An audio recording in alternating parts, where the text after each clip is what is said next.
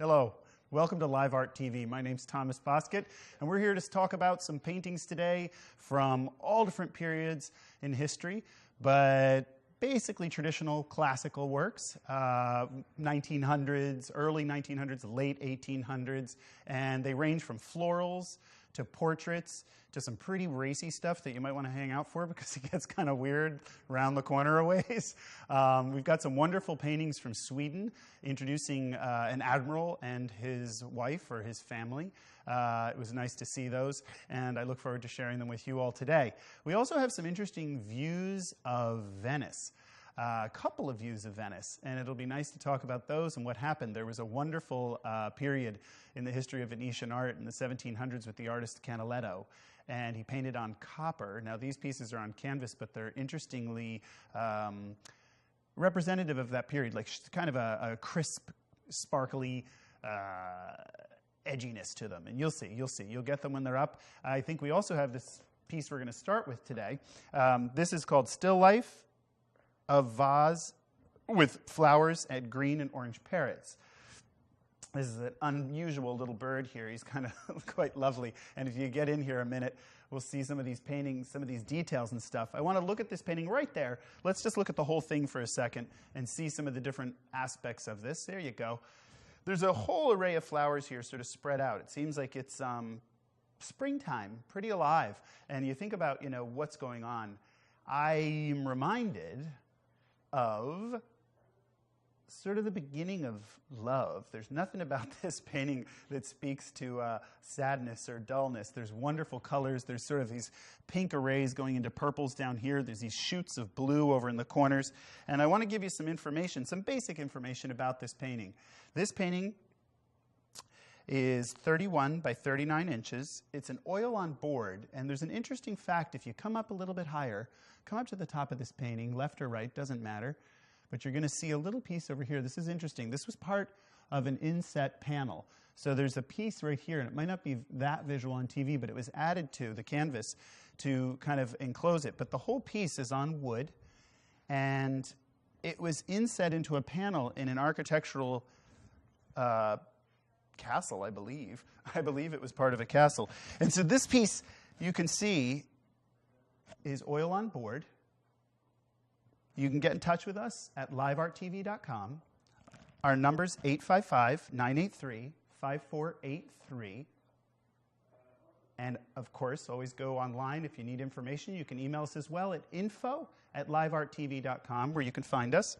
And this piece is estimated to bring in $1,500 to $2,500.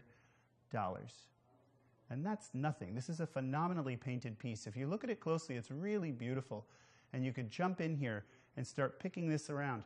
These wonderful, these sort of dogwood flowers off to the side.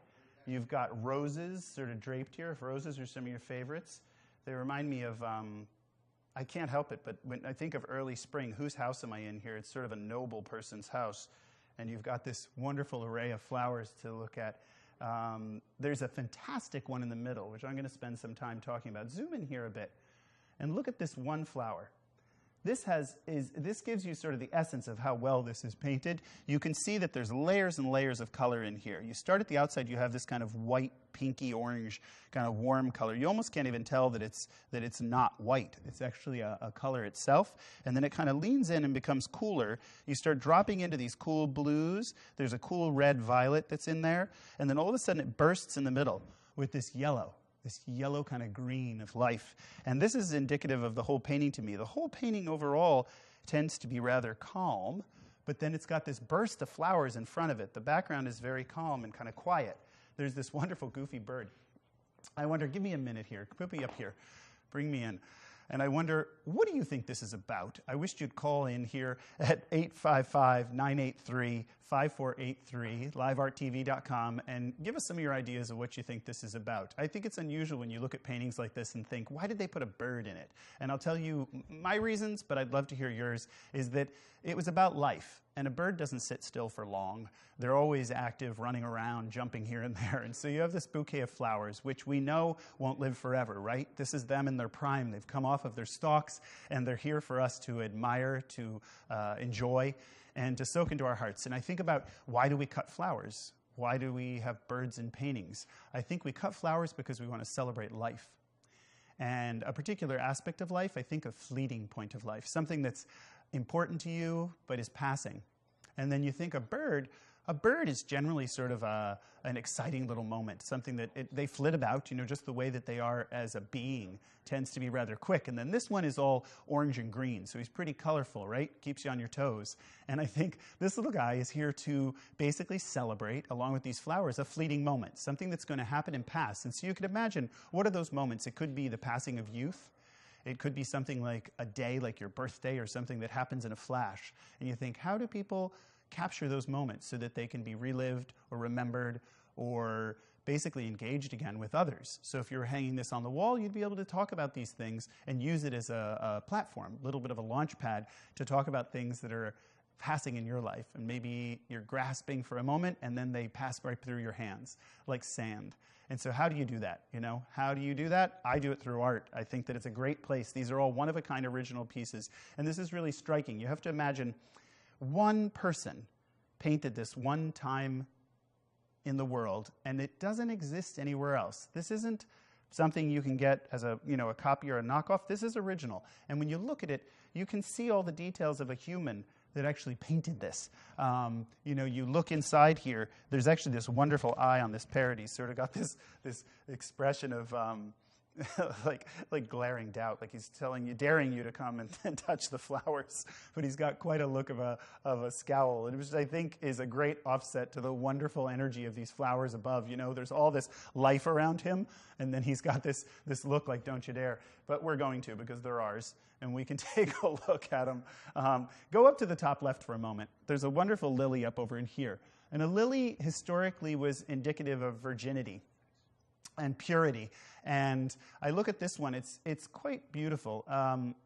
It's got this fold that, like a mouth, it sort of opens to the edge of the canvas. And then the other one is just sort of quietly resting, waiting to burst. It's got quite a plump kind of bud on it.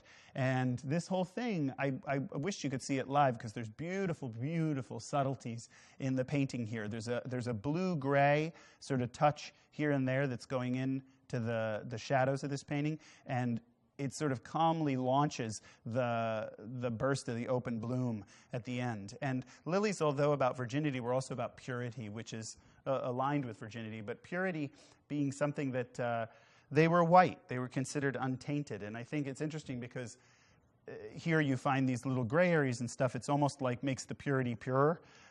Without seeing those soft points, you don't really know about the boldness of the white. You don't really have a place to launch to. If you're launching from a launch, it doesn't make sense. You have to come from a quiet place into a place of exploration or explosion. That's kind of great there. If we come back out and take a look at this whole thing, one of the pieces I haven't spoken about yet, which I'd like to address, and it's very quiet in the background, is this bowl. There's a beautiful bowl holding everything together. And sometimes if you only look at one side of the picture, you end up thinking about just the things that are kind of exciting or focal points, important moments, such as these flowers. But if you look in the background, there's something that's always a container that holds a painting and keeps the image kind of together for us to behold. And back out a little bit, and I want to see this whole bowl for a second. There's a bowl here, and then it comes all the way across the bottom and goes down out to here, and it's sitting on a table. This wonderful bowl is resting on a marble table. There's some great red travertine marble in the base here. Again, it's a detail, but you'll catch it later.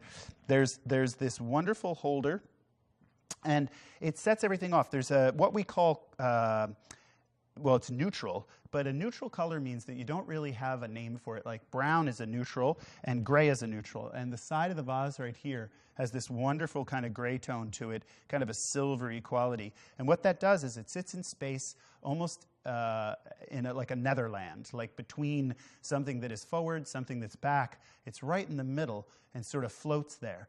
And so it holds things very nicely. And in this painting, it's warm. It's got a little bit of a ruddy red to it. So it gives it, I think, the life it needs, because it is a pretty exciting piece, and it's got a lot of life in it. And so you think, you can't have a piece like that be a blue-gray vase or something kind of dull and soft, but it's got some energy to it. The whole painting is sort of alive and vibrant. It's surprising to me that it doesn't burst off the page as much as it does already, but it kind of sits there calmly, and I think that this is speaking to early spring for me, and although this has to be later in the year, it still feels like early spring to me because it's like a moment of celebration where it's about to happen and then it's passing. So maybe it's late summer, I don't know. There's a lot of flowers here, the peonies and roses, the delphiniums. There's these are like dogwood blossoms, little dogwood blossoms, and so I think there's quite a bit happening in here around the notion of a fleeting moment. So take a look. Don't forget that this is 31 by 39 inches. It is an oil painting on board. It is an original painting, and we're looking at 1,500 to 2,500. That's 55 to 2,500 thousand is the estimate that this will go for, and I think that's incredible. If you really look at this painting, it's beautifully painted. It's got incredible details and nuances of all sorts of handwork in it, and you really don't see this very, very commonly. And I think you should take a close look, review some of the video if you can, and say, what am I looking at here? And give us a call if you have any questions. We're at 855-983-5483. It's livearttv.com, and you can also contact us at info@livearttv. We look forward to hearing from you. Don't pause to ask questions. We really like to hear what you're thinking and what you're thinking about. We're going to move, I think, to the next painting. So let's kind of zoom over here a bit and slowly make our way to this piece. This is a spectacular piece, and I can't wait to talk to you about the drawing here. This piece is by a fellow named Vincent de Vos, and it was painted, believe it or not, in the 1829 range to 1870, his whole life. We don't know exactly when he painted this piece, but it's in that range, and it's this fantastic piece of kind of peasant life and what goes on in a peasant's life, and there's a million things happening here, and the really, really great thing here is the drawing. I know it's a painting, and it is an oil on canvas. It's a beautiful, thin piece of linen. It feels like a Belgian linen, but it's very, very fine linen. And linen, different than canvas, linen tends to last about 400 years. Canvas tends to last about 100 years, and they have to refinish it. This one will actually last a lot longer, well past our lifetimes. And this piece is, on the technical side, 49 3/4 inches by 73.5 inches. This is a large canvas to traverse, and it's got a huge tail wrapping around. There's people all the way out in the edges that are telling you stories, and we'll get to them in a minute. You're going to zoom into stuff eventually, but stay where we are for right now. These incredible faces in here I want you to see later. This piece has a $9,000 to $12,000 estimate on it, and again, this is a massive canvas. It's 66.5 inches by 42 3/4 on the canvas. And earlier I had mentioned how big the frame was, which is 73.5 by 49 3/4. Now, let's take a look at some of the issues here. This painting overall is obviously a scene of peasant life. And what are the peasants doing? You know, they're hanging out together. They've got their children with them. You can come in here to the central kind of image of these figures, and let's just see what's going on. You've got a mom. She's got her baby with her. She's got maybe a friend across the way from her, and there's some old fellow who looks like he's tipsy a bit, got red cheeks and whatnot, hitting on the maiden. She's got it together. I think she's got enough protection around her that she's good here at the village. And then you see this mom coming down, and she's got this little creature down here on her apron, sort of running around, playing with a puppy, afraid of the puppy maybe, but playing around a little bit. And then you've got chickens and whatnot. Now, why is this whole scene the center to this whole painting? What is this all about? This little guy playing down here. The chicken looks like an egg or a rock down here. If you go down a little bit further, I don't know if we can get there, but if not, that's all right. We'll back out a bit. But what's this about? This is somebody having a good time, somebody goofing around and playing a bit. There's that egg. There's that, looks like an egg or a rock. But this little guy's playing around, and you think, what's the central theme of this painting? Why do we have this mother and her children and these chickens down here? And to me, it's honestly about family. This is a weird little cluck of chickens, which tend to be a family because they stay together. They also protect each other if they're out in the wild. And then you look at these guys up here, and you have this mom in pink, and then she's got her friend across the way in pink. It also seems like there's another woman over here that's in pink. You keep these three, they're sort of friends together. So this is maybe their chosen family. And then you have some tipsy elders in the village sort of playing around with the maidens, which I guess is a natural part of life, but it's also, I think it's it's understood in the humor in the women's faces. If you look at her face, she's smiling and she's laughing, and it's not so bad. And there's somebody back over here sort of saying, hey, dude, be careful, take your time, be gentle. And he's got quite a look of, his mouth is open right here, and he's saying, be gentle, be kind. And so maybe he's just appreciating what he thinks is a beautiful woman. This piece is, to me, about the community that we live in, which become our chosen families, and all the different ways that we join together. There's some great friendships in this painting when you look around, and we'll get all the way to the back of the painting in a bit. But I want to come over here for a second. Come over here. This is one of my favorite pieces in this painting. Is right up over here. A little bit further to the right, you'll see these fellows. Okay? There's this one fellow that's sort of shocked by people talking over here, but look at this group right here.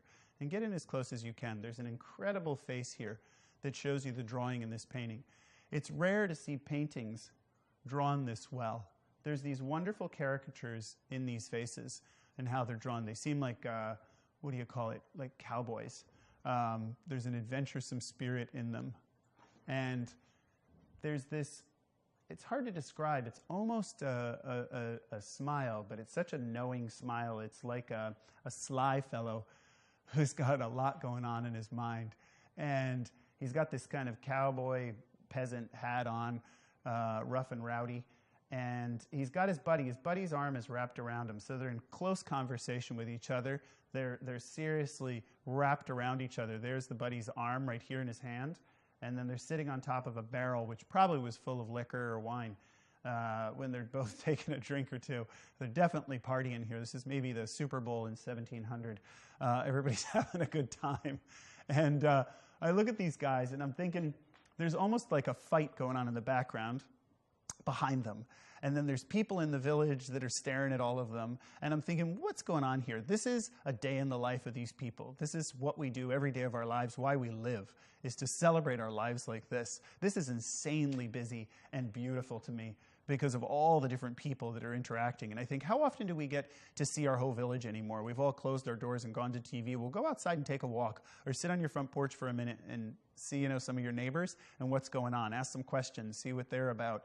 And that's what's happening in this whole painting, is all the stories of the village. People sitting together, drinking together, friends getting out, to, women sort of wrestling their kids and playing with the chickens, and you've got a puppy running in, and so you have everything that could happen in a village is happening here. I think there's some interesting, I have to think, like, why is everybody outside? And I think about the things that we do in our village. We get together on Fireman Day parades. We get together to celebrate each other. When somebody does something important in the village, we get together at these big dinners and we celebrate their personhood, what they've done, the events, the accomplishments of each person. And I think what possibly could be the accomplishment here would be maybe the new children that are born in the year. Maybe it's a celebration of new life that's come into the village. And that seems pretty steady for me.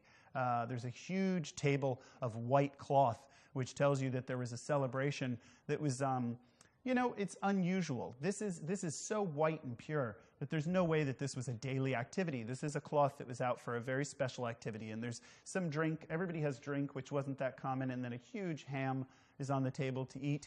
So you have to imagine there was a major activity going on. And I imagine most of it is here. But if you keep going over, come over to the left a little bit further, you'll see that there's also some people that seem to notice something coming in the distance. Now, what are they noticing? They're noticing something off in the distance. They're pointing at you. And they see you come into this dinner. So you've been invited to sit down and have a drink, to join these people. And they're sort of surprised that there'll be some strangers at the meal, as we all would be, I think, but also excited to see strangers, the people that come into our lives and share with us. Now, if you're heading up a little bit, those are the strangers. These are the people we know. These are the strange characters in our lives that are already in the village. And you can see a buddy sort of this guy is leading his buddy into the bar, maybe behind them, to get another, drink and sit inside, warm up a little or cool down maybe. But that's a wonderful pile of people. There's a wonderful pile of people sort of sweeping through here. And you think of people like Honoré Daumier, the French draftsman, fantastic draftsman, who drew figures as energetically and as beautifully as these. They really have a wonderful swooping line to them. When you go through this painting, it almost doesn't stop. You go from the woman's hand to the man's hand to their up a shoulder into a face, or across their gazes. She may be looking at her buddies or looking at this man, but she looks like she's looking up to the heavens, kind of about what's going on in her head. And then you zoom around here, up into these guys back here. You zoom over to them, and then there's this great block that sort of draws you out for a second into the whiteness. The whiteness brings you back down to the table. So formally, there's this wonderful sort of swooping, zooming in and out of this painting so that you find your way around. There's almost no moment in this painting where you sit still. There's a great deal of activity and energy and excitement. And so I'm seeing, once again, let's just remember that this is called The Outdoor Party by Vincent de Vos. He lived from 1829 to 1875. The painting is quite large. It's 66.5 by 42.75.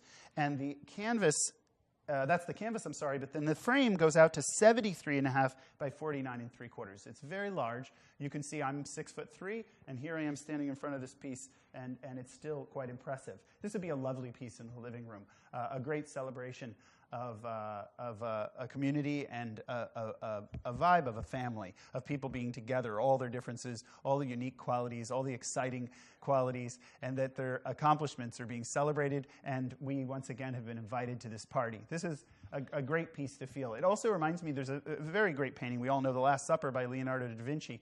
And although that's a very somber piece, and it's about the Last Supper, this is sort of a reflection on that historical moment when people gathered together to celebrate a momentous moment and acknowledge it with a meal. And that's what's happening here, is the meal is a place to acknowledge the great accomplishments that we've made, and that's what you see in this painting, The Outdoor Party.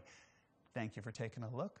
I want to move to this other painting over here and see where we can find ourselves. We've got a great piece over here. Now, this is an unusual piece. I've got to say, this is an incredible piece, and we're going to have a heck of a time talking about it because it's just beautifully painted. This piece is an oil on canvas. It's a 17th century oil painting of Venice.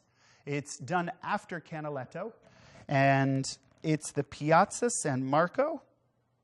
We all know that if you've been to Venice. There's a 29 by 37 inch canvas, 29 high by 37 inches wide. And overall, the frame included would be, that was the overall, 29 by 37. The canvas was 27.25 by 19.5. So this oil painting by an unknown artist is after Canaletto, which if you take a look at Canaletto, what he was famous for, and we can zoom way in here, anywhere you decide will be a good place because the whole painting is incredibly exquisite. But what Canaletto was known for was this exquisite attention to detail. If you look closely, every single person has a robe and a hat or a scarf, and you can see every single detail in the piece. Every single being is absolutely perfect. The shadows even have multiple details. There's incredible amounts of detail in the architecture as you come up.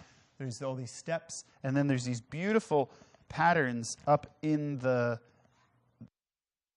architecture that you see, all this arced Moorish architecture, and then you see all these patterns up here in the grill work. This is all usually stonework that's been carved, and then the plaster work would be inside back here, and even in the little courtyards back in here, you can see details and people, and there's shadows and platforms, and then there's these wonderful kind of carvings on the inside of each of these. There's another detail of the carvings way up in there. It's unbelievably beautiful. You have to think again, if we back out a bit, let's look at this painting overall and consider what's happening. What is this painting about? What does this painting mean, right? What do you think this painting is about? You have a view of a harbor. You have the Piazza San Marco. You have merchants. You have ships coming in. Looks like you have some people in the distance who might be buying goods on the ship. But you have this unbelievable sparkly day.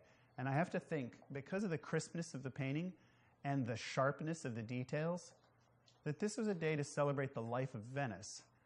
It's unquestionably celebratory. Look at the light on the temple and on the castle. Sorry, And the temple's actually this way, down this aisle, down through here, you'll see. But look at the light on this, and you have to think, this is pretty spectacular the way that it's lit. It's like a wedding cake. It's so crisp. And the sharp detail, you can see every bit of detail in this. And the humans running around. I mean, there's no question that there's something going on. And I have to think, I don't know if it was the coronation of a king. I don't know if there was something significant for the day why this would have been created. But I think every artist makes a painting for a particular purpose. They don't just make a painting like a photograph. They're going to spend possibly months, years, it depends on the painting, but this definitely took a long time. They're going to spend a long time deciding what to paint. And so I always have to think, why did they pick this? What were they actually trying to, depict for us? And it's a celebration of that. And so I can say that in the center where we're heading back over here, there was sort of like a little merchant area where things were going on and people were trading things or selling things. You can imagine these boats are all coming in. Now back to now we go to a shopping mall and we shop for what we need. But here you have to picture these people came right up to the edge of the water to buy what was coming in from ships around the world. And each of these ships, if you look closely, they have very different details on them. So they're from different countries and different locations, and I'm sure there's some shipbuilders out there who can tell us things about this painting. That what I'd love if you'd call in. Let me give you our number. We're at 855-983-5483. You're at livearttv.com. You're looking at a painting by an anonymous artist. It's a 17th century oil painting, and it's an oil on canvas. This is the Piazza San Marco in Venice. It's done after Canaletto. Its overall dimensions are 29 by 37 inches, and the canvas is 27.25 by 19.5. This piece is estimated to bring $25,000 to $35,000, and it's worth it. It's a beautiful piece. You have to take a look at this piece and dive right in. There's this wonderful boat here. Take a look here for a moment. And look at the people on this boat. They're offloading some of the goods. So these are the local people. So they're dropping their goods onto this boat, which will probably go to a distant land. It's quite a large boat. There's some people on the boat, all sailors making their adventure. So it's a little bit of an adventure. It's interesting to me that this piece of the painting, although very exciting because of all the black lines and the blue water and the orange sails, it's very exciting to look at, but it's also sort of a corner of the painting. It's a tiny little piece over here where the whole painting is celebrating the buildings and the temples, and there's a church in the background here that also comes up around the corner. And then you come up all the way up to the front, and you have all these people in the sunlight of the day. And so you can see at that point, you get up into this palace. That's what the word I wanted earlier. I said castle, and I was thinking palace. This is a beautiful Venetian palace with all the detail and filigree work that was based on Moorish architecture and borrowed from it and then Italianated along the way so that it was brought into Venice. And if you look up in here, there's all these wonderful patterns and details in the painting. Unbelievable detail of all the architecture and the carving and up into these kind of triumphant white bits at the top as it towers above the whole painting. And I really do believe this is the point of the painting, is this celebration of this castle. And you know what I'm thinking? That palace, this might have been, it's going to stick and stick and stick. But I think that this palace must be the point of this painting. And then how does a palace get made? A palace gets made because a very wealthy person wants to celebrate what they've acquired, the wealth that they've acquired. Now, wealth, which is interesting to me, is not actually acquired by keeping it, but by exchanging it, right? If we leave a pile of gold in a room, it doesn't do us much good. But if we take that pile of gold and we buy and sell with it, and we invest it and put it places, it actually moves through the economy. So it's interesting to me that this painting is a celebration of that wealth in the palace, but it's also a celebration of the trade that needs to go on those boats that go out into the world, and the people that trade with those paintings. And in the background, and then you have the temple in the far distance, where we basically feed our spirit. And so I look at this painting, and it's got a whole world to it that we experience. And most of us, we go to our jobs, we do what we have to do in our lives, but we don't think about how we connect to all the other pieces. And here's a painting that's actually talking about all those connections. That's pretty amazing. And it's clearly so crisp and vivid that it's saying something about it that's very positive. It's saying something about it that isn't questionable, but is kind of in honor of it. It's celebrating it in a noble way. And we're going to see some noblemen, I know, today as we move around, so it'll be interesting to see how that comes across. Right now, I think we're going to go on to the painting of Venice, one other painting. So we'll find our way over here, and there's this wonderful piece that is unusual and crazy, but it looks like we almost have the same palace, you'll see. These little check marks and stuff we'll get into in a minute. But look at this piece. This is a textured acrylic painting on canvas. This is a crazy painting. It's an unknown artist from Venice, depicting Venice in the 10th or 11th centuries. The painting is overall framed 55 inches long by 35.5 inches high, and that's 24 on the canvas to 48 on the length of it. This painting, you will not believe me, is estimated to go for $800 to $950. $800 to $950, and it is spectacular when you get in here. You're going to see some crazy stuff in this painting. I want you to zoom right in real fast. We'll zoom out in a minute, but zoom right in here. Look at this crazy piece right here, this dark panel, and zoom all the way in as close as you can get to the roof right here. And I want you to see something. Like you all are at home watching TV. I want you to give us a call at livearttv.com.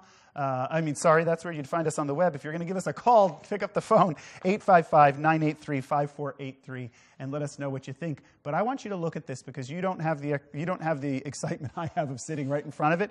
This is incredibly beautiful painting. There are strokes of paletted knife painting up this way. And then there's these lines that are done with, they're called riggers, R-I-G-G-E-R, riggers. They're these unusual brushes that are used to paint very long lines that are very, very thin. And then paint has been applied so thickly that there's a moment where the artist has scraped it away and created grooves in the painting. This is on canvas. It's actually soft and moves. But it's the detail and the bizarre kind of combination of colors that are incredibly beautiful, like it's hard to describe. It's almost like the scarab of a beetle. It's got this iridescent sort of shimmering quality up in here. And you'll see it. I mean, there's live, it's 10 times better than it is on the screen. I can tell you that right now. There's this like fire orange, kind of like a mini sunset happening right here into this underwater world of turquoises and magentas, and then up into like a emerald green, all up on this side. And then it comes down into this deep, dark purple, and then down into these wonderful kind of patchwork, like calico cat patterns of browns and oranges, and incredible life in the paint. You rarely see painting this alive, and I think that I can't even believe myself that I think the estimate on this painting, it's the range that we're estimating it'll go for is, what? $800 to $950, which I don't believe. I myself may be buying this one. So zoom out for a second. Let's take a look at this whole painting and try to decipher what's going on. There's a lot going on here, and very different than the last one. It's nice to have the comparison between the two for a second, because this painting, look at this. You have this bizarre, sort of quiet, why do I use the word bizarre twice? I wonder what a bazaar is to me. I guess a bazaar is another celebration of life, but it's weirdly quiet here. This is like early morning. I bet you it's early morning because the water is so still, and you can see back here we've lost the horizon line, almost like it's just ether. You know, the sky's going up, and there's this quiet moorings. The moorings are down here where the ropes are tied. There's a couple people on boats here and there, but I know there's honestly one person in the painting. So the whole painting's got to be early morning. You're left alone out here in the water to contemplate. It's almost like being on a lake in the early morning. It's so chill. There's only one part in the painting where I think it gets absolutely crazy, and I can't wait to discuss that because I think that's our renegade runaway boat. And it's right in the center. It makes me again think, what's the theme of this painting? Because there's this wild sail here. And again, I'm going to stress, give me a call, 855-983-5483. Or go to livearttv.com and leave us a note. You can email us at info@livearttv.com. info@livearttv.com, and let us know what you're seeing here and what's exciting to you. I mean, look at the water down there. Look at this. This is, you almost can dive into it. You can go right through it. I feel like my hand could go right through the painting, and you wouldn't believe the fire in here.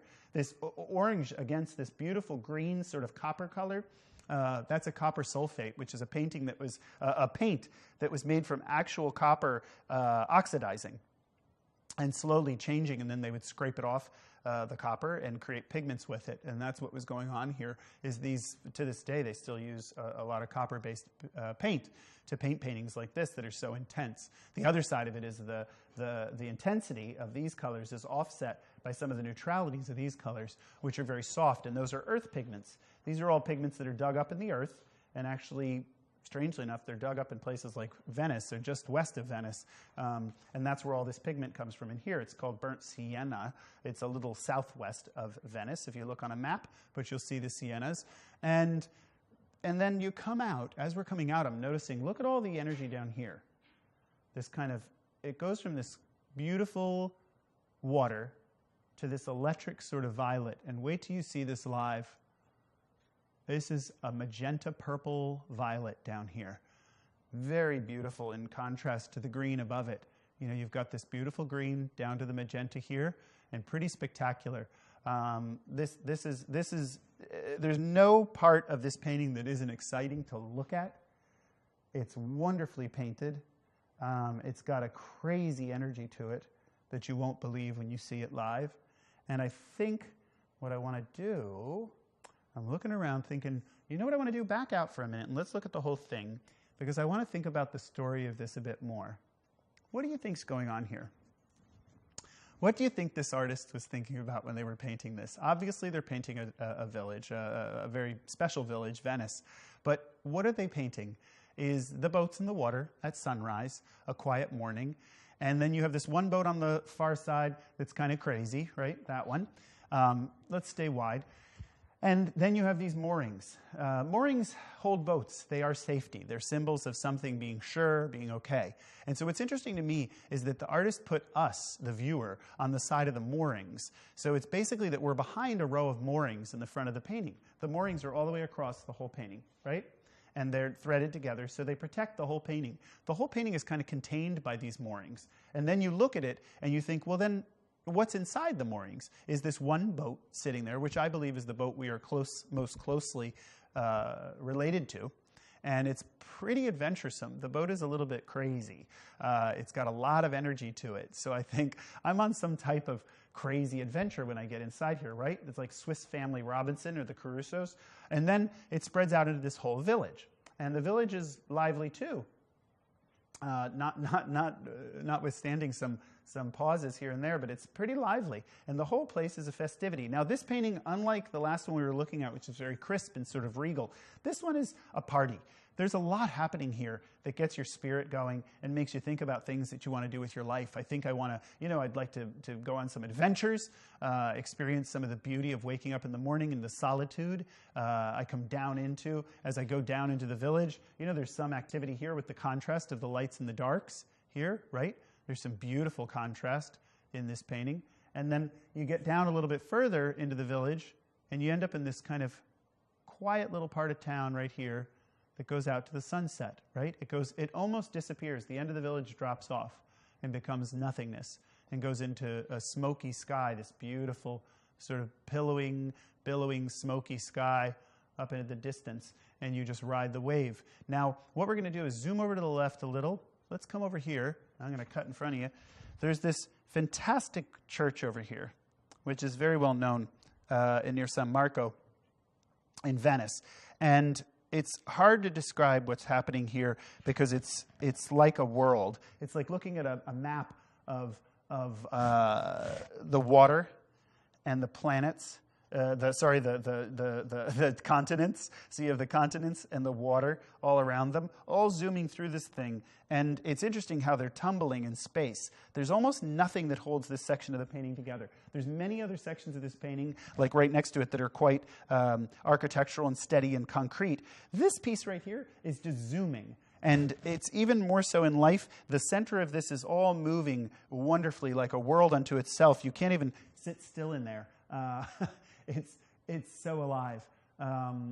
the colors are close to each other for the most part, but then there's accents of complementary colors. But for the most part, the colors are very close to each other, and they sort of they almost flicker or play off of each other in a very gentle way. There's a thing called spread. It's hard to describe, but it basically means that all the values are similar in something. And what it does is it lets your eye spread across those values, because there isn't a great deal of contrast here. It's not about darks and lights. It's more about that middle range, which is very comforting or soothing to us. And I think it's interesting that this is taking over this section of the painting, because the rest of the painting is very, very lively and active. Even when it gets calmer in the water and sort of deep, it's got such a strong depth that it pulls you in. Whereas when you look at this piece right here, it's kind of quiet and calmer in contrast to these very, very active areas that are all over the place. I mean, look at the paint down here. This is unheard of. There's a strange combination of a smooth kind of background shadow that is the whole boat, that whole green, kind of dark chrome green area. And then you get into these purples, oranges, siennas, and whatnot all across the front that are dragged down. And they're on top of this green, which is a very unusual choice to do this. It's something I don't see that frequently and intrigues me. I think, again, back to the story, why does the artist want to do this? Why do they want to create this dark patch? Okay, you could say it's for a shadow, right? That makes sense. But then they do this, which is a reflection of the shield. But they do it in such a way that it's inset in the shadow, very explicitly in this streak. And what it is to me is there's stability here. There's a big rectangle and a rectangle inside of it. They're offering some sense of stability in the madness of this painting. This is when I said the word bizarre earlier, is just that, I mean, there's a bazaar like a carnival, like an activity that's going on that's incredibly alive, and then there's this anchor that is pulled out of it and put almost in the center of the painting. It's offset a little bit, but it's very central to the painting, and you don't even notice it at first. When I first looked at the painting, I saw the activity of kind of diving into, this triangle of buildings in Venice, and then all of a sudden there's this block at the end. And that block, I think, that definitely takes me into myself to connect to myself and ground myself and pull me down and say, hold up, buddy. Pause. Take a moment of calm and try to just be with this painting, which I think that rectangle at the bottom does that. Gives us the stability to come out into the water, which is absolutely calm and quiet. And that water goes on and on and on, all the way into infinity, goes off into the distance, and I can't even find the end of it. It's like a dream, right? And then your hands, your mind, your body can just reach into that water and go forever, even into the centers and here, and just drift off. And then you come up into the buildings, and the buildings become what life is about, less about the spirit, but more about the daily, right? But life is also about that spirit, about the wonderful energy in that water, about that strange kind of quiet anchoring reflection here, and then up into the spirit, the ultimate spirit, which is this boat in the center, which seems like an escape, an adventure that we could all look forward to, I think, and take off on this boat. So this is Venice. And it's an everyday person's view. I think it's something that we all can celebrate, we can all understand, and it's very much so, kind of, to my mind, it's related to the peasants we were looking at earlier, but it's not the peasants on land, it's the peasants on the sea and being out in the water, and so it's the people that take these adventures. And if I'm not one of them, I would like to be. I'd like to be off on that adventure, so it's good to see this piece. Overall, I'll remind you again, this piece is an acrylic painting on canvas. It's an unknown artist. It's a depiction of Venice between the 10th and 11th centuries. Overall, it is 55 by 35.5 inches. The canvas is 48 by 24. And believe it or not, the estimated price of this acrylic on canvas original painting is $800 to $950, which I cannot believe because it is a spectacular painting. I can't wait for you to see it live. Consider this for your living room, a really exciting painting to take home. And I want to take you on a journey to another painting, which is a very different world from this adventure. So let's go over here and find ourselves at this painting of a noble woman. It looks like she's with her daughter, a very admiring daughter. And the painting is 55 12.5 inches by 43.5 inches.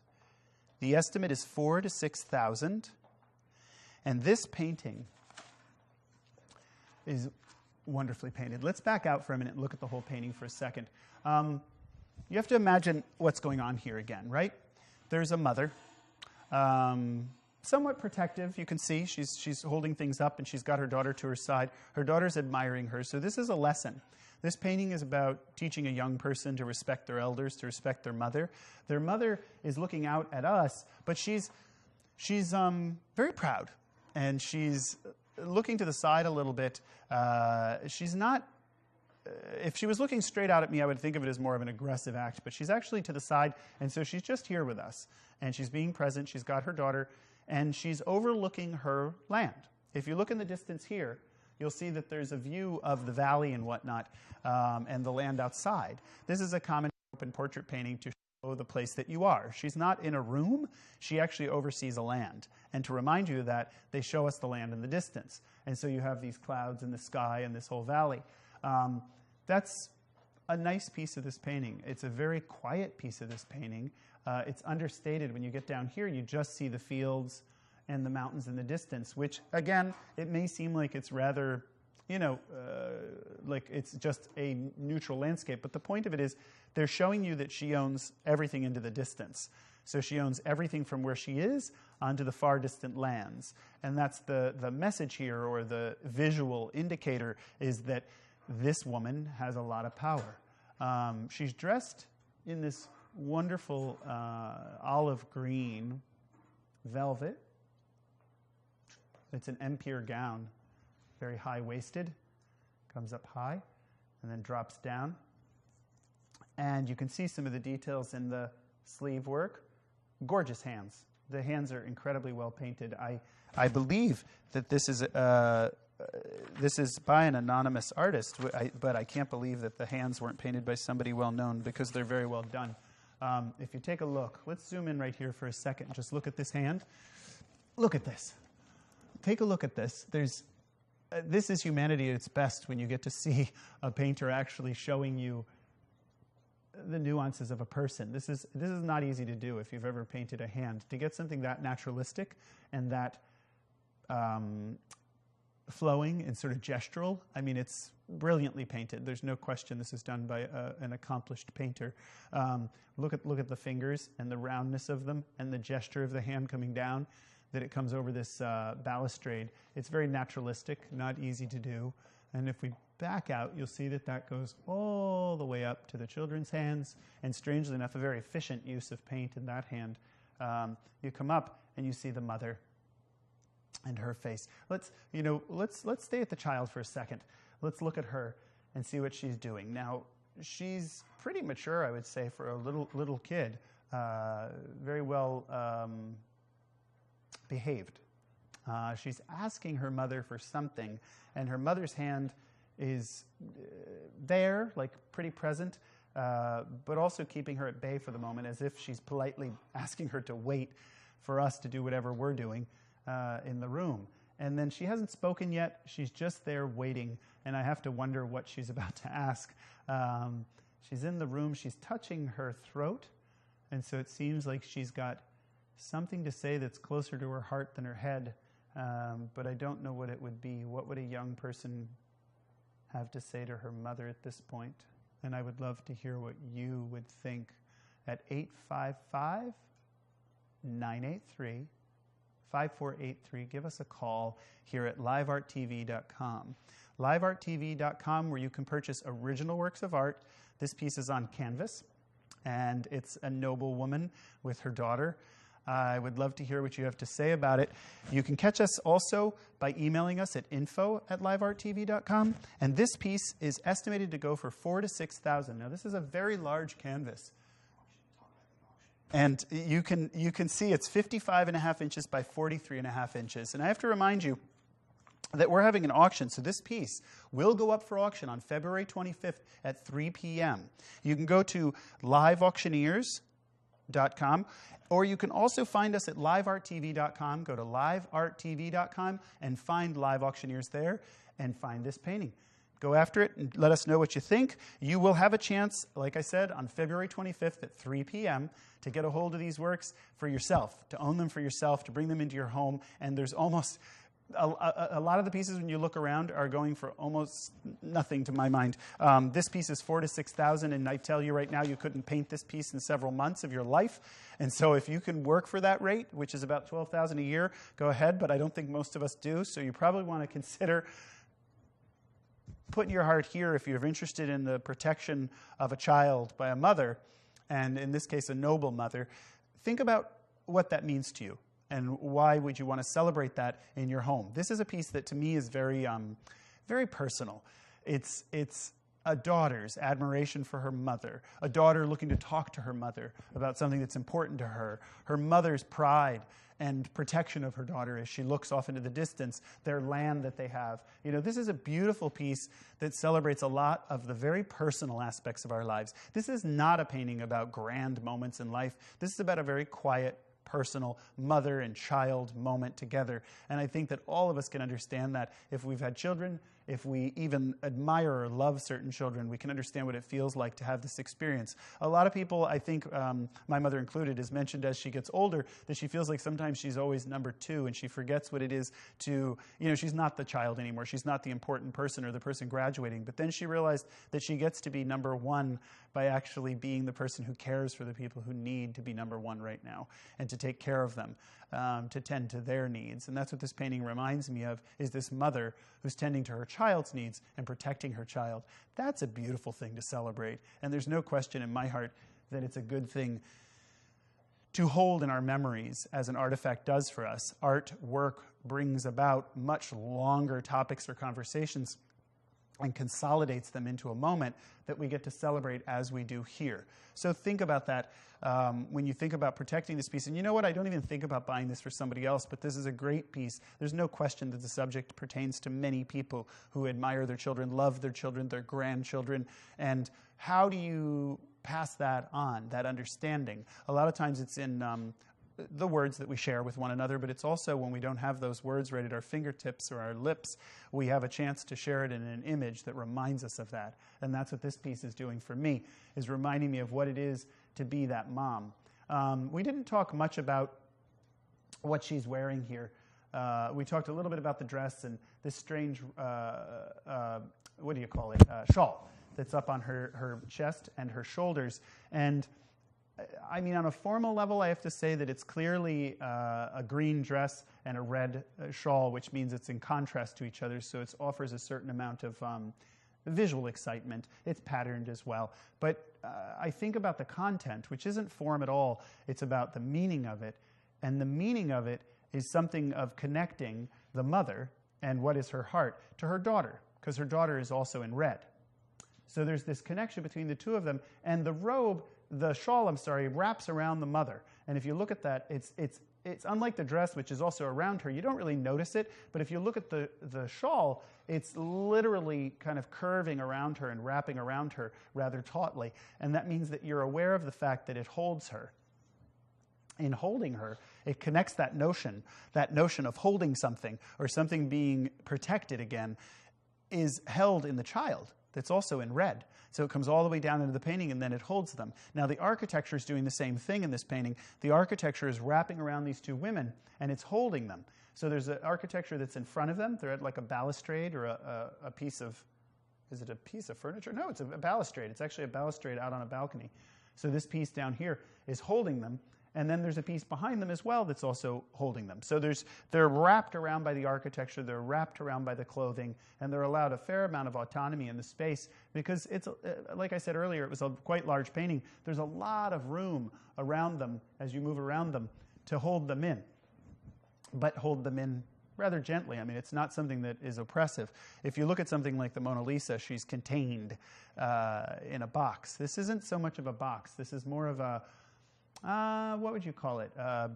Almost a plateau, actually, because they're on a plateau up here, right? They're above the land, and you can see how high they are above the mountains. The mountains are down here. Imagine if you were just in your normal house and whatnot. The land would be way up here in your house. The land is down here because they are so high up, and it isn't so clear in the beginning When you first see this painting, you just think two people are looking at you. But these two people are in a building that is several stories high. And I would guess it's even on a hill or a mountain because it's very, very, very elevated.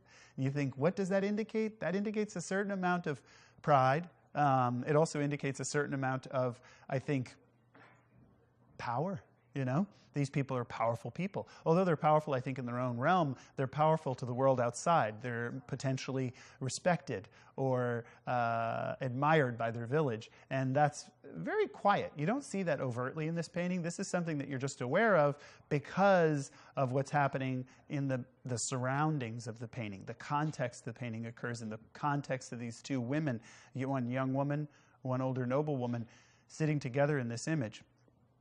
A beautiful image. Again, remember there's an auction occurring live on February 25th. February 25th at 3 p.m. at liveauctioneers.com. You can also find it at livearttv.com. All of these pieces are going to be in there. There's going to be over 200 pieces, and we look forward to you taking a look at those, perusing all the possibilities. There's not only paintings, but also objects of art, objets d'art, silver pieces, jewelry. There's some amazing pieces, and I've got to tell you, some of them, I can't believe the pricing on them. They're really, really reasonable pieces. And this piece, I mean, for example, is $4,000 to $6,000 is the estimate. You can bid whatever you want, feel comfortable to say or do what you think is most important. But when you look at the details on this painting, there's no question this is an incredible celebration of what it means to be a mother and a child and have that relationship with each other, be it a grandchild or a mother. It's incredibly beautiful and elegant. And I seriously, take a look at some of the close-ups on this painting. Rewind the tape if you just got here and take a look and see what's going on because you're going to see some beautiful pieces. I think that this piece, Portrait of a Noble Woman, will disappear in a flash, and so you better grab it if you have a chance. Do you want to go over here to the other painting? Let's take a look and head to this very unusual work of art. Look at this. This is Sleeping Nude with Demon. Sleeping Nude with Demon. It's 52 1/3 inches high by 62 1/3 inches. This is one of the largest paintings we're looking at today, and it's one of the most exciting pieces. This is a really unusual painting. It's estimated to go for $5,000 to $7,000. You can find us at livearttv.com. There's an auction on February 25th at 3 p.m. We're excited to see you there. Give us a buzz and let us show you what this is all about. Look at this painting. This is, it kind of reminds me of Lucas de Cranach, the elder. And I think this artist, what's his name? Lenman? This is by Lenman. Huh. That's a beautiful piece. Lucas Cranach painted paintings of, well, powerful young virginal women. And that's clearly what this is. You have this virginal painting, right, laid out in display, clearly looking up to the heavens and away from us. And then there's this demonic creature in the background who's looking at her. And I love that there's this crazy demon, right, ogling the female form. And then there's this drape that's discreetly put over her, as if that matters at this point when there's all this craziness going on. I think, yeah, no, that's going to go the way it goes. But there's this guy, and I have to say, for a demon, zoom into the demon for a minute. This is a very friendly demon.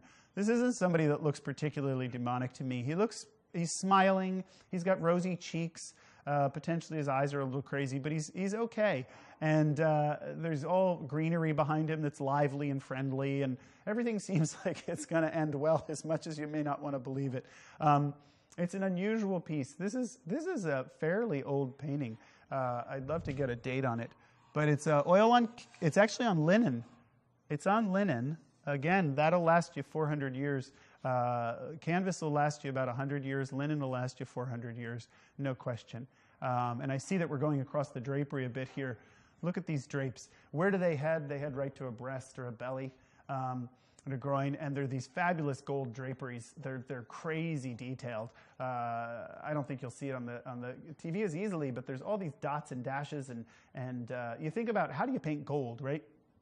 Paint is not made of gold. It's made of, browns and yellows, and you take your, crayon set and try to color something like this and realize what's involved. There's an enormous amount of effort involved in this and understanding of the abstraction of material and object.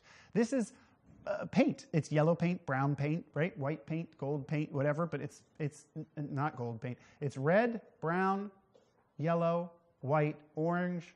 You get the drift.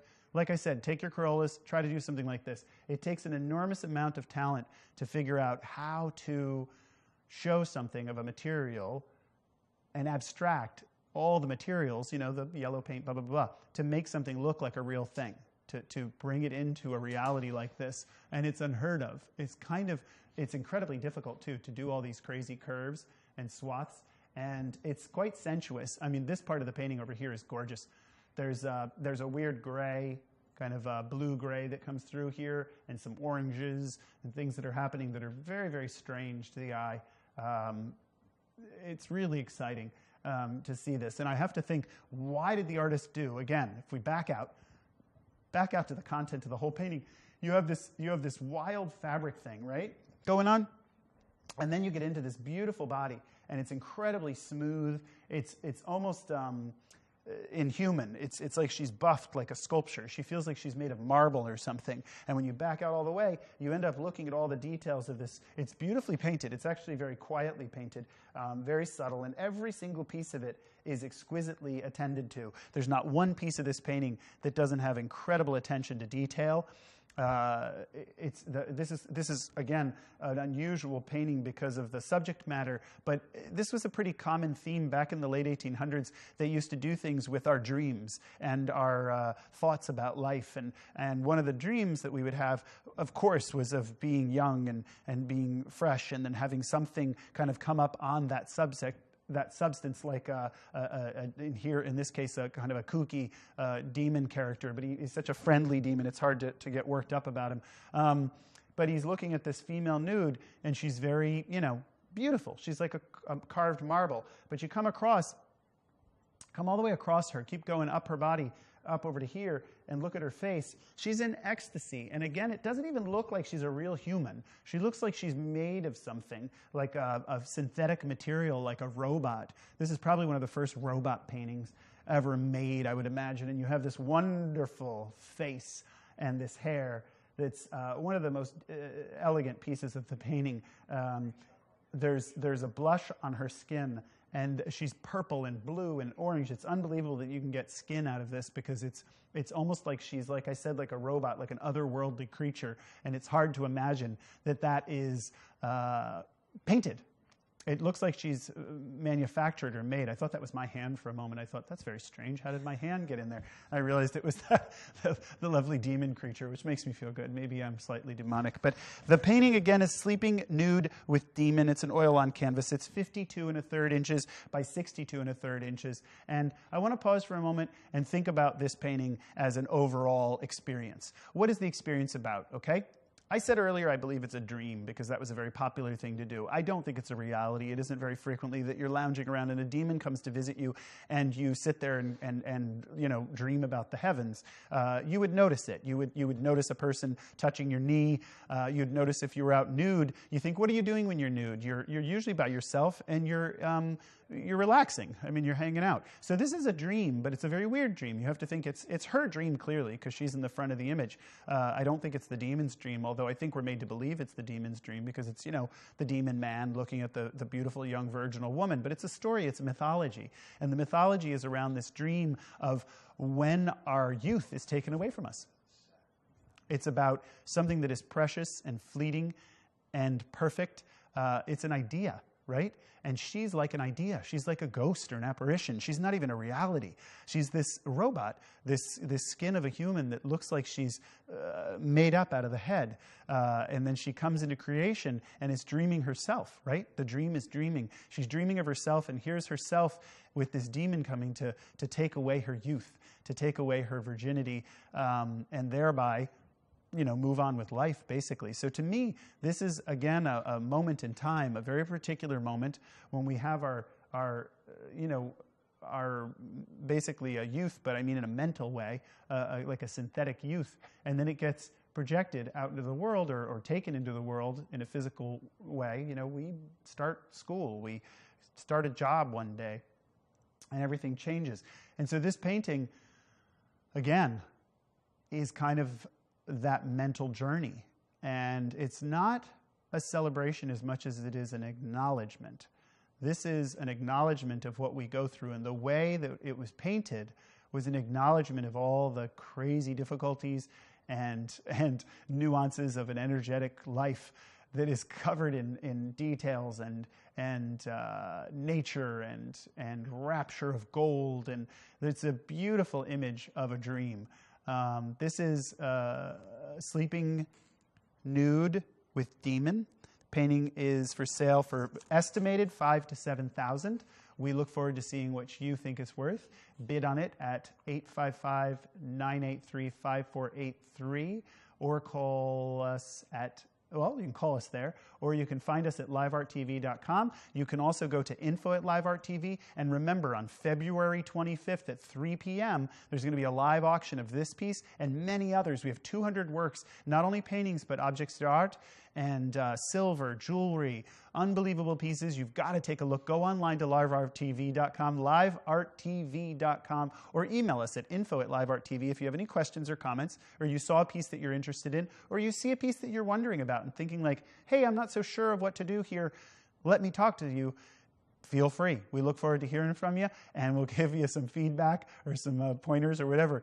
Don't be shy. We seriously are interested in what you have to say. We love even hearing your stories and what you're thinking about. On TV, you can always call. It's 855-983-5483. 855-983-5483. Live Auctioneers is the auction. Rick is telling me right now, I keep forgetting to say the name Live Auctioneers, but basically Live Auctioneers is where the auction will be occurring. It's called Live Auctioneers. Go to liveauctioneers.com, and you can look for livearttv.com. Live Art TV Auction is where it will be, but it's at liveauctioneers.com.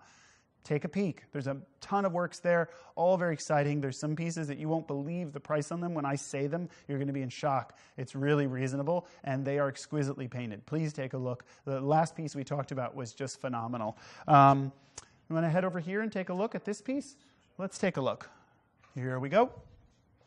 This, again, is an unusual piece to look at. Now, this is going to be paired with another piece, and you'll see him in a minute. But this is framed portraits of the Vice Admiral C.R. Nordenskjold and his wife, Augusta. Please don't make me say this twice. Are you ready? The framed portraits of Vice Admiral C.R. Nordenskjold and his wife, Augusta. These pieces are quite beautiful. They're going to be sold as a pair. They are 42 to 5600, and they are 33 inches and a half by 37 inches high. They are they came from the Uppsala Auktionskammer in Sweden in June 5th of 2007. And believe me, this is incredibly reasonable. To see these two pieces live and see the detail and the brushwork we're going to go into. These are the most detailed paintings we've seen today. And I know that there's some Swedish family out there who probably knows these people personally. I would love to hear who they were.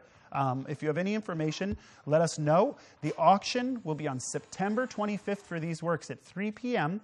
It's at liveauctioneers.com, and you can also find it at livearttv.com and connect to us. And in any place you want to call us or email us, feel free. You can email us at info@livearttv.com, and you can call us at 855-983-5483.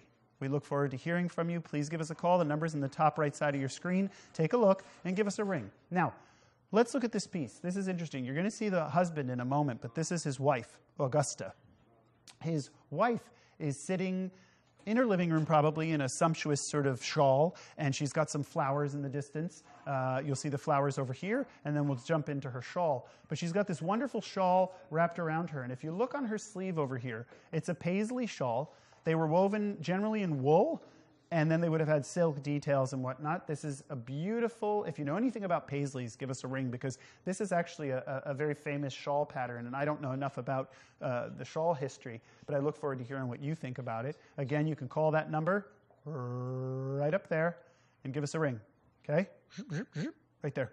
Give me a call. 855-983-5483. Let me know what you think of this piece. Look at the details in this shawl. They're all red and blue, and believe it or not, there's incredible, beautiful jewelry on her hand And you can feel the painting is actually on canvas, but there's a three-dimensional surface. And I'll tell you how this happened. It's interesting. Paintings at this time were painted with generally with either flaxseed or walnut oil. And this sounds strange, but you hear of oil painting. Oil painting could mean many oils. There can be poppy seed oil, walnut oil, clove oil, and linseed oil. Linseed oil was one of the most common ones. It tends to be, when they say oil painting, what was the painting. But what's interesting is this painting has one other technique in it that Rembrandt liked to use, which was he would create emulsions by whipping, just like mayonnaise, egg into the oil paint. And if you mixed a certain amount of egg yolk into the paint, you could get details like this, which you won't be able to feel on the television. You can try, but it's very, very three-dimensional. And it allowed a crisp, there you go, beautiful detail. Look at that. Look at that shine. Look at that sparkle of that ring, and even her brooch. There's this unbelievable detail on this, which is unheard of in painting, in oil painting, because you can't get it with oil painting. You have to have, this is an oil with an egg tempera emulsion. So this is an egg tempera emulsion right here that was put on the painting that brought it into 3D. And you can almost feel it popping off the painting. It's like a starburst in the middle of her hand. Now, you have to imagine the pieces, also her brooch here is incredibly detailed, and it looks like a little floral bouquet. It looks like it's got leaves on it and then a beautiful detail of flowers, and it looks like there might have been a portrait in the center of it of a person. It's hard to make out, but it's incredibly, you're not even, I mean, you can get it on TV. Actually, Rich is getting a phenomenal shot of this. Thank you, Rich. You can actually feel it. You can feel it like you're touching it, and you can see a little bit of up in her shawl or collar. But this kind of detail is unheard of in paintings. It's a Flemish period painting, but it's a Swedish master. And the detail on those is you're only capable of getting that because of the technique of an egg oil emulsion. Now, I didn't know that Swedish painters did this. This may be a rare moment in Swedish painting where it actually shows up. And if someone's out there who can let me know about that, I'd love to know exactly what was happening in Sweden at this time in the world of painting. But I can tell you right now, it's a very unusual situation, a very exciting moment to see. And I want to again consider this whole painting for a moment. This is a bride, Augusta, and we're about to look at her husband, the admiral, in a moment. But I want to spend a little bit more time looking at her because of some of the details on her. If you've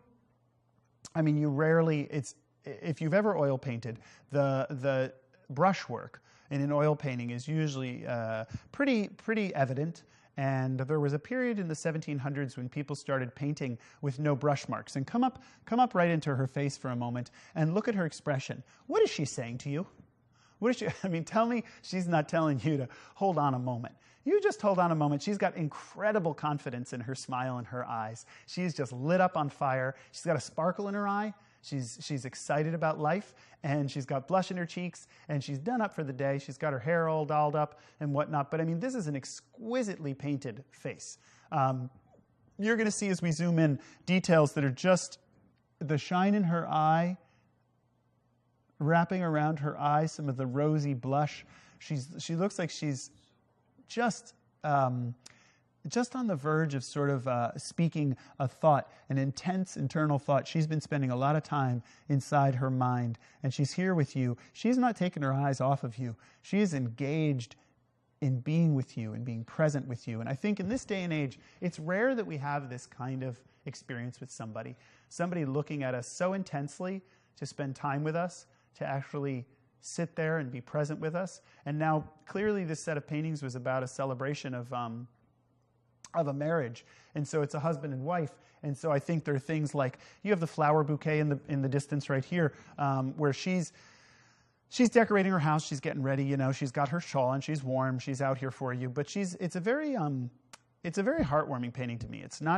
She's not somebody who's staring at you and presenting herself very, very boldly. She's sort of presenting herself as a friend, and she's saying to you, here I am, this is who I am, and this is what it's about. We're together, my husband and I. I think that this painting would probably hang to the left of the one we're about to see. She's going to be on the other side. But is welcoming you to come here, but there's a very unusual look on her eyes. And this is the look of somebody that's very assured, and it's almost like she has a secret. It's like she wants to tell you something as her friend about, maybe about her marriage, maybe about her husband, maybe about life in general, but she's got something on her mind, and you're about to find out what it is. Her husband may be a very different story. We're going to take a look at him. This painting is the framed portraits of Vice Admiral C.R. Nordenskjöld and his wife Augusta. And these paintings are selling for $4,200 to $5,600 is the estimate. This is an auction that will happen on February 25th at 3 p.m. at liveauctioneers.com. You can also find us at livearttv.com. And this is a very exciting moment to pick up paintings of this caliber, incredibly well painted. You can look at them yourself, look at all the zoom-ins. The details tell the whole story, and there's, as we're seeing here, some very rare moments with seeing egg oil emulsions, egg tempera oil emulsions on oil painting, which I think is pretty unheard of. If you want to, I don't know if we want to go over here and take a look at this painting. This is the actual admiral himself, and this painting, again, oil on linen, I think. Yeah, the Vice Admiral, 1791. Woo! 1791. Now, that's some time ago. Beautifully painted. Take a look here. Take a look at, overall, he's in his admiral. I wish I knew the whole story of the Admiralty of Sweden, but it's a tough one for me. He's obviously in front of some historic buildings in Sweden, a bit of the village in the background, some trees and whatnot, and you've got to imagine what's going on here. I don't know. He's in his study. The drape is pulled back. He's reading his books and whatnot. He's got quite a look on him. I'm wondering, what do you think that's about? What do you think he's doing? What is he thinking about? This is interesting. He is so quiet. He's so focused. I'm trying to think, what is this man? You know what's funny? He has a similar expression to his wife, I just realized. They have a bit of a dreamy look in their eyes, like they're both focused on something beyond us, and yet very self-assured. Like there's this clarity in them. I'm surprised to see how much his eyes don't take a note away from you. I mean, they're staring straight at you, and he's got this funny little grin that lets you know that he's in the know. Whatever is going on, everybody knows but us, and we're sitting here waiting. It's like I guess it's a bit of a mystery, you know, to figure out what's happening and why it's happening. I'm looking at him. I'm trying to think, if I was to feel like somebody like this and feel this quietness, what would actually be happening? Would be an internal kind of quandary, something of it's funny though, it's totally the marriage day. I mean, I feel like this is one of the best portraits I've ever seen of an early marriage, you know, like the right before the marriage occurred or right after it occurred, but just right around that time when you're getting married and everything is so new and exciting, and you have no doubt you're fine, everything's good, but you have this feeling of like, what's going on? What am I doing? You know, and both of them are exhibiting a great deal of assurity, but then the assurity slips into the sort of magic, like kind of wonder or springtime glow. You know, there's this like, I don't know if I can even do it. It's like he's got this. You know what it is? It's kid-like wonder. There's kid-like wonder on his face, which surprises me, I guess, because when I first look at this painting, I think of an admiral, you know, serious person, all up in his dress, uniform, and he looks, superficially, he looks like he would be a very serious person because of those clothes, but he has this wonderful childlike spirit.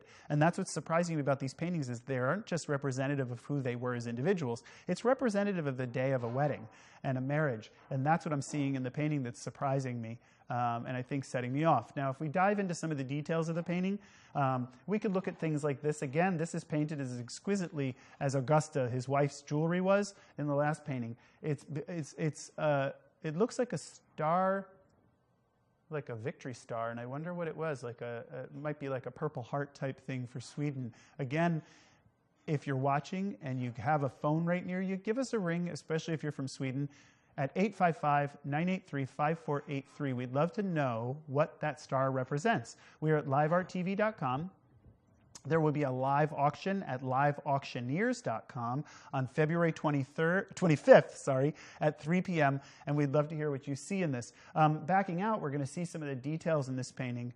There's these epaulets that are up on his shoulder, and then wrapped around, he's got several stars up here, stars up on his collar.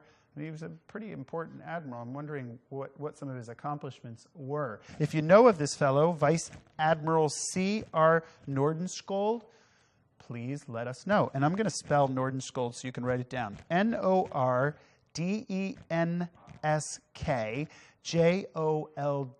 Once again, Nordenskjold. And his wife, Augusta, who we looked at earlier. I love this picture. We're zooming across the top of his hair. It looks like a trip on a boat right now. He's just zooming through as we move along. There's this wonderful architectural detail in the distance, too. And then some natural trees, and coming down through the painting, you have these sparks and electric qualities of life down into the epaulets. Looks like some fireworks. And then you come down into the books in his study. You can see the books, and he's sitting in his study. There's a little bit of oh, that's funny. There's another kind of Purple Heart type cross down here next to this hand. There's another little emblem. I don't know if we can see it if we go down far enough, but oh, you know what it is? It's not in his hand. This is a piece of the dresser that he's leaning his hand on. And then he has some buckles on his belt and whatnot. And then his actual details on his sleeves. There's beautiful details of the embroidery, and I don't know if we can see it online, but even the buttons here, every detail is painted into the buttons. And the painter had changed the painting several times, making different decisions to refine it and clarify it. All up in here you can see some of the ghost images of the earlier painting. Again, nicely done hand. If we back out just a touch, you'll see some of the details in this hand. It's one of the hardest things to paint in life is a hand, because there's it's weird. We all know when it's wrong, but we don't know how to make it right. And here they're very right. There's a back of his hand curved around, and his hand pulls under as he's holding the cabinet that's in front of him. He's got his hand kind of wrapped around it. I wonder if that's not a nervous clutch of excitement and wedding day, because he's down in here in these belly. And look at the age on these buttons, the life that he's led in this vest. You know, it feels like a real person has actually been here. This is incredibly detailed. You can see it. I mean, it's so evident that there's this beautiful kind of rumpled fabric that he's been wearing out on his boat, you know, and fighting the wild fights that he had to fight. It's hard to imagine that this man coming back to his wedding day was actually out fighting, doing some crazy stuff. He's got such a kid look on his face, you know, the look of youth. Definitely a celebratory painting. You know, when you look at an overall painting like this, you have a man sitting in his study. He's got the curtain pulled back. He's got the view of the town. And it's like us nowadays having a snapshot taken. But imagine a painting like this took somebody several months to complete and to actually put all the details in there. These are original paintings. These are paintings. This painting is from the late 1700s. And you have to imagine, what was a person, you know, going through at that time to invest in a painting like this? This is an admiral. He asked to have this painting painted, and the one of his wife that we were looking at earlier, for us to admire and to last for a lifetime. And when you buy a painting like this painting, the pair is estimated to go for $4,200 to $5,600. That's incredibly reasonable. I imagine it'll go for more, because it's probably going to go to a Swedish family who knows this people and probably is celebrating what it means to have that first love and that childlike innocence. What was his name again? His name is Vice Admiral C.R. Nordenskjold and his wife Augusta. You're killing me. C.R. Nordenskjold and his wife Augusta. That's a complex, rather Swedish name, but I'm sure from Swedish people it's a rather easy name to remember. So let us know if you know anything about some of the Admiral's awards and honors that he's wearing, what the actual epaulets mean. We'd love to hear from you. Again, you can go to livearttv.com. There will be a live auction at liveauctioneers.com on February 25th at 3 p.m. And you can also call us at any point. We love hearing your questions. We are at 855-983-5483. and we like to hear what you're thinking, what you're feeling, and anything that you've got going on in your stomach.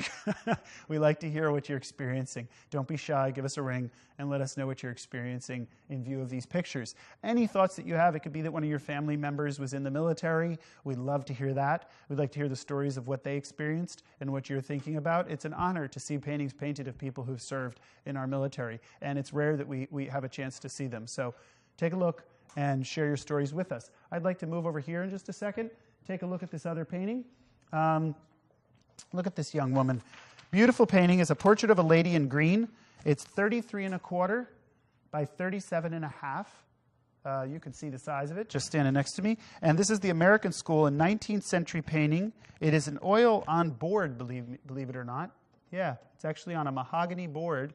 It's on mahogany, and it is going for $1,900 to $2,500.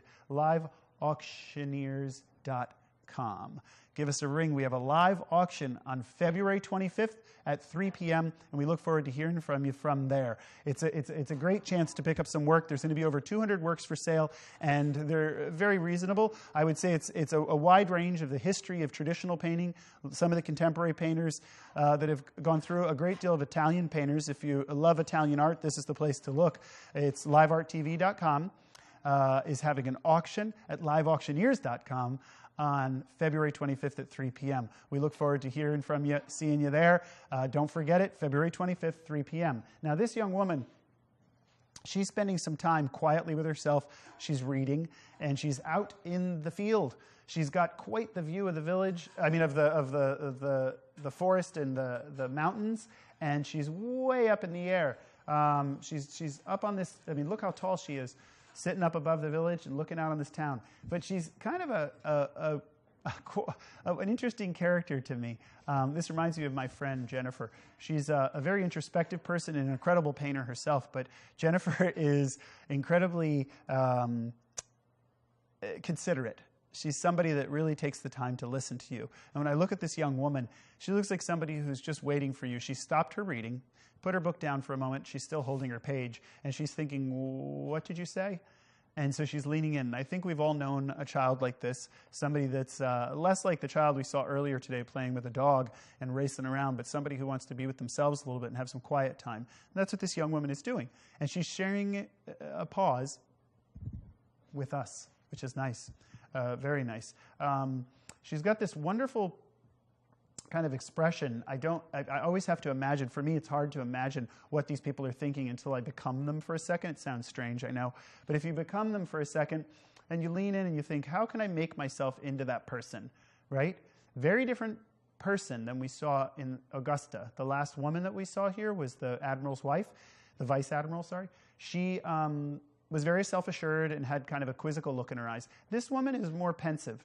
She's listening to you, and she doesn't have a lot of story inside her to tell you right now. She is currently listening to you, and that's what's most evident in her face, is that she's receptive, and she's just taking a moment to feel and hear and not really think about what you're saying as much as just absorb it. And I think listening is a skill that we've lost in the modern era because we don't listen to each other that much. We're talked to all the time, and things are sort of barking at us. And so here's a chance to pause. Her dress is also indicative of that. It's very gray. It's got a warm kind of yellow tone to it in the golden sections, which is a beautiful contrast to this kind of cool brown. There's like a blue-gray, kind of pewter gray that's in her shadows of her dress. But it's a quiet, beautiful complement to her face, which is just, it's almost like it's not there. It's like this thing that's a silent partner in the conversation, which is the wonder of her face, because there's quite a bit of energy up here, but it's so quiet that you think, how do you contrast that with something like her dress, which has to be ultra quiet? And then there's a little moment of the rose at her chest, which gives you a celebration, but a quiet celebration. I don't know, in this case, it's like an acknowledgement. And that's also something that's, I think, rarer nowadays, is a quiet acknowledgement. This painting asks me to take a breath, calm down, and just be present with her, right? It's almost like you don't have to say that much. This would have been early 1900s when people sat with each other and read books and actually listened to each other a little bit more, and that's nice to see here. even the quietness of the landscape in the back, and there's some interesting moments when you go through that landscape back out, and we'll back all the way out. You look, there's something very unusual. It's going to surprise you, I bet. Go up to the top of the landscape. Come on up, up, up, up, up, up, up, up. And you're going to see at the top there's this electric blue. And that's a very unusual choice. And you have to wonder, if you look at the whole painting again, why did that blue occur? Back out and look at that blue and tell me what you think that's about. You know? Why would somebody do that? You have this incredible swath of red coming down into a kind of a burgundy cushion, kind of a purple burgundy cushion, this gray dress, tiny bit of a pink rose. You've got some landscape in the background that's quite active, but it's quietly active. It's pastoral, you know. You've got your pastures, you've got your green mountains. Everything's okay. And then you have this electric blue moment up here. And I have to think, why did an artist do that? Why would they drop in this electric blue? And it's in the corner. It's in contrast. Usually it's going to be in contrast to something on the other side. But you think, how does that hold together with all these other activities? And it's unusual to me. It's almost, the blue looks like a gemstone. The blue looks like something that's deep, but expensive and important. And you think, why is it up there? And to me, it's this like exciting contrast to the recognition and of her inward peace, sort of a recognition of the quiet that she has in her, and that she's sitting there acknowledging us, right? And then there's this activity in the background that's going on that's quite electric and is lit up and is all fiery, and you think, what is that? You know, why does that have to happen when all this is happening down here? All this quiet. It's because you need contrast. You need to see the difference in something. You need, if you have all this calm, you need something that lights it up. And it gets a little active in here. Her face lights up. And then there's this kind of screaming blue in the corner that lets a lot of attention come to it. But it's so small and it's tucked up in a corner that we don't even notice it when we first see this painting. But it is basically, it's the vinegar in the salad. It's a little bit of, you know, spice of life. It's the pepper. It's something that gives it a little bit of drive so that you feel the whole image. Now, this woman, again, is the Portrait of a Lady in Green. It's the early 19th century American school painting. It's 32¼ inches by 37½. And it's going an estimate for $1,900 to $2,500. And I have to say that this is incredible. You have to go to liveauctioneers.com and see. We have an auction running live on February 25th at 3 p.m. You're going to see these amazing works. There's 200 works that you have to choose from a whole range of history, and you wouldn't believe it. Put down your auctions. Get yourself going. Give yourself a bit of a prize or a present. And think about the people in your life that you love that might appreciate something that's of this ilk, of an original work of art that's meaningful, has a deep story to it, something that the artist spent months of their life working out and that they're sharing with you, a distillation of life that you could share with other people and celebrate and remind, or use as a reminder of what's important in life. You ready? I'm ready. Let's go. Let's take a look. This is one of the most extravagant paintings of the day. This really is a spectacular piece. This is the French School, an 18th century painting of a maiden and cherubs picking flowers. This painting, it's a small painting. You can see, right? See, 11¾ by 16 inches. 11¾ by 16 inches. And this painting is very delicate and unusual to see something this small. This is more likely this was a study for a very large piece because it's an important piece. This piece is estimated to go for $3,500 to $7,200.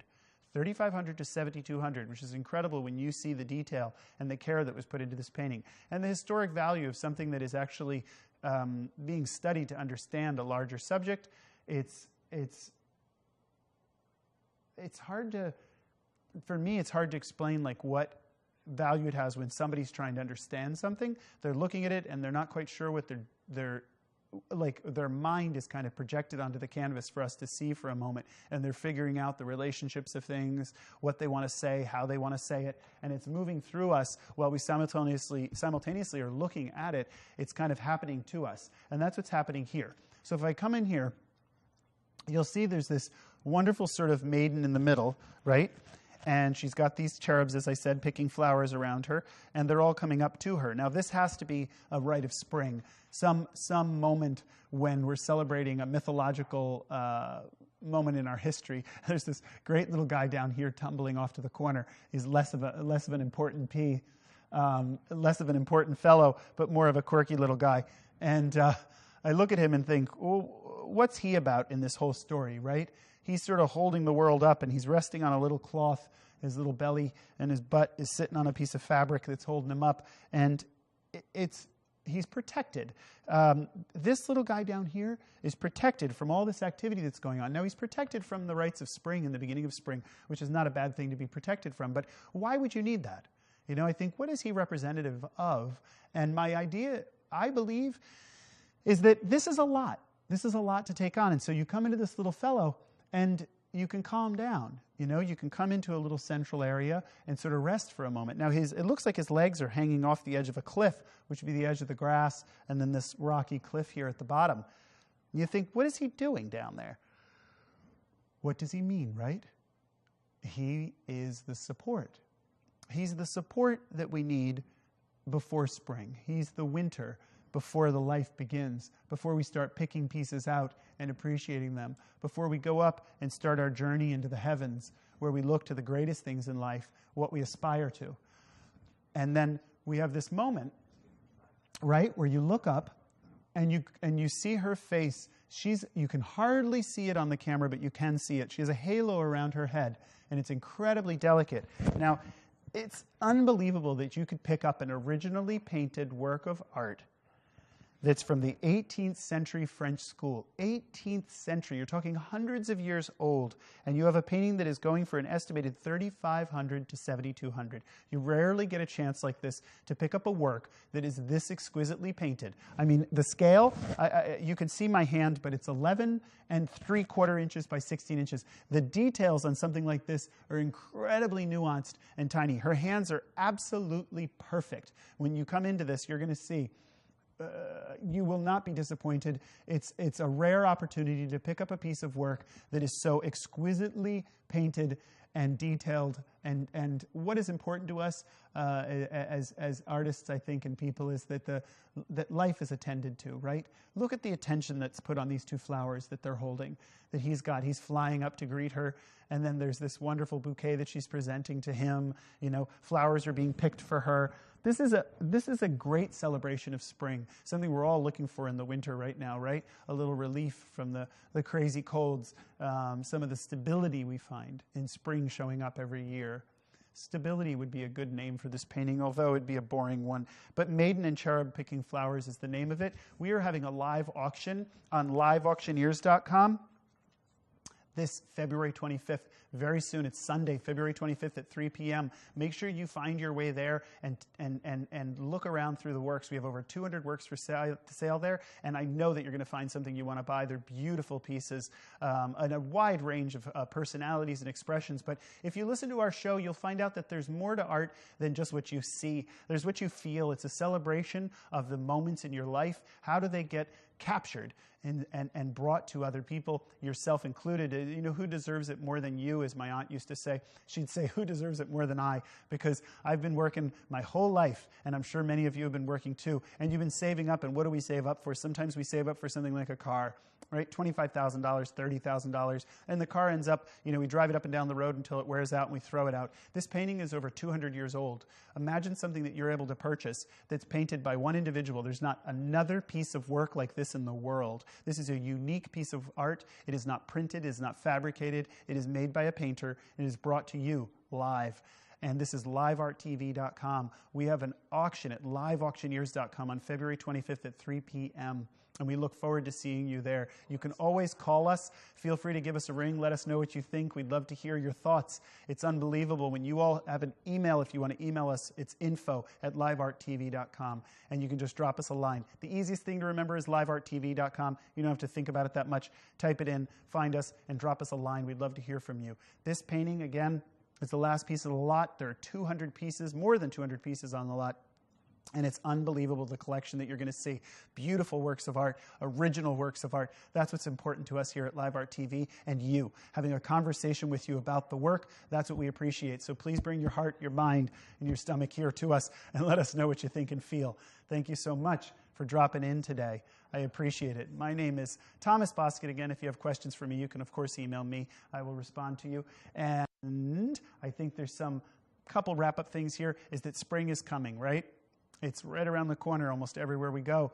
And you see a painting like this, it reminds you that there's always something stable in our lives that continues, that protects us, that surrounds us, and that's spring. And this painting is a maiden, being delivered flowers at springtime. And I want to remember that when we part today, that we have a moment to breathe, to remember that even though we might be in winter, might be a little slushy and hard, that there's some beautiful time coming, and let's celebrate that time. If your sweetheart can wait a bit, they can buy this painting and give it to them on February 14th, and then just remind us you want it, and then come up on February 25th to buy the actual painting and concretize the deal. I look forward to hearing from you again. My name is thomasbosket.com. Hey, that's not me. I'm Thomas Bosket. This is livearttv.com. Drop us a line and say hi to us. Tell us what you think. Our number, one last time, is 855-983-5483. Thank you so much. I look forward to hearing from you this week. Remember, you can take your time at home to take a look around, see a ton of different works, and let us know what you think. You can ask questions. You can tell us stories about some of the things that these paintings remind you of so that we can help you understanding the relevance of them in your lives. Help us understand the relevance of them in your life, and we'll help you understand or help you position them in your collection or in your home. We'd like to know what you think of them and where you think of having them in your life. We look forward to seeing you. This is the last painting of the day. It's a really exciting piece, beautifully painted. So tell us what you think. Thank you so much. My name is Thomas Bosket. This is Live Art TV. Be good.